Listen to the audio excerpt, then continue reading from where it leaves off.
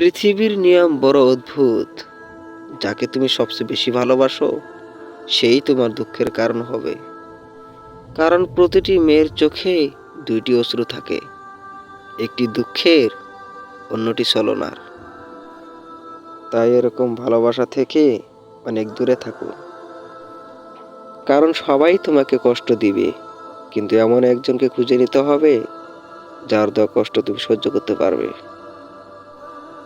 তুমি তার জন্য কেঁদো যে তোমার চোখের জল দেখে সেও কেঁদে ফেলে, কিন্তু এমন একজনের জন্য কেঁদো না যে তোমার চোখের জল দেখে উপহাস করে।